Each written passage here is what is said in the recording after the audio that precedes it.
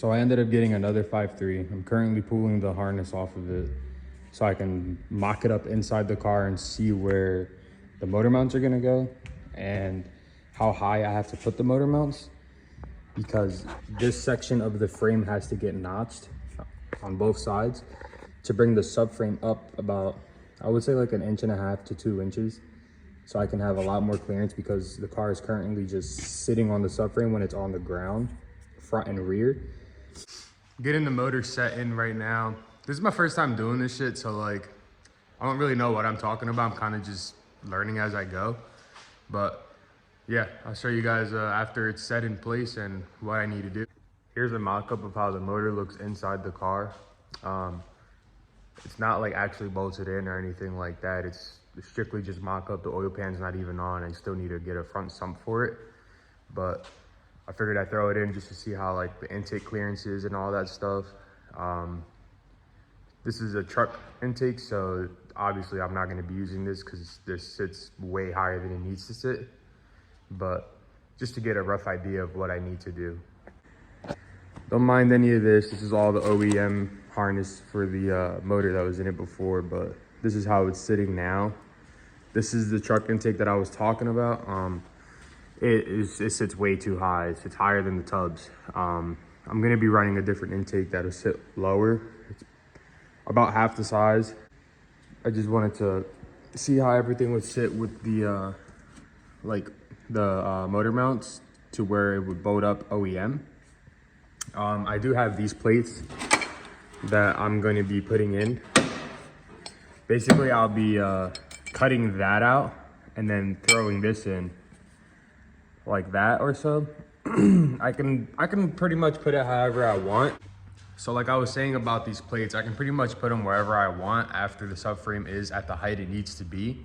And then I can just chop off whatever material I need to chop off, weld it onto the subframe, and then reinforce it however I feel I need to reinforce it after it's all done.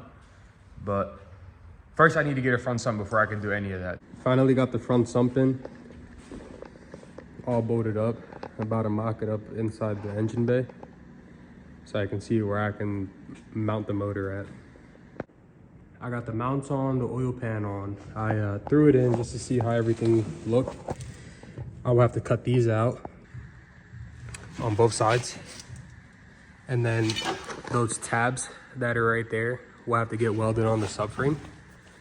So once these are off and then I mock everything back up, I'll give you guys an update.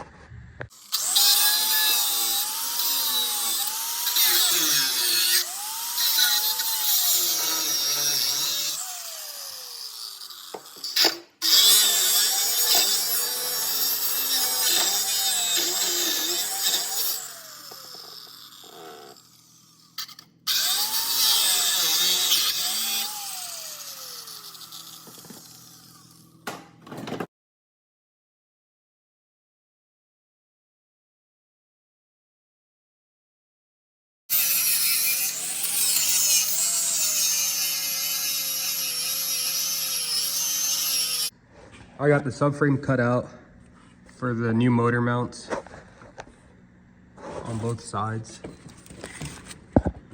Got everything level.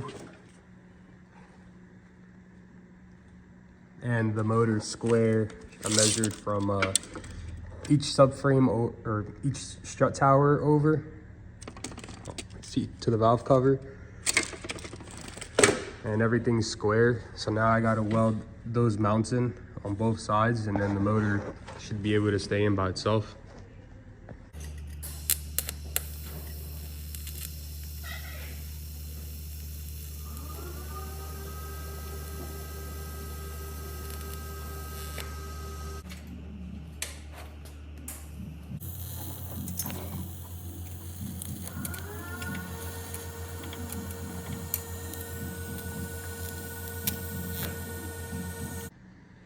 All right, I got the motor mounts tacked up. Everything's held in by itself now. And this is how much clearance I have. I still have to notch this part of the frame out. So I'll be notching up here and going all the way back. And then towards over there, I'll go back down. So it'll bring the motor up probably 1.5 inches.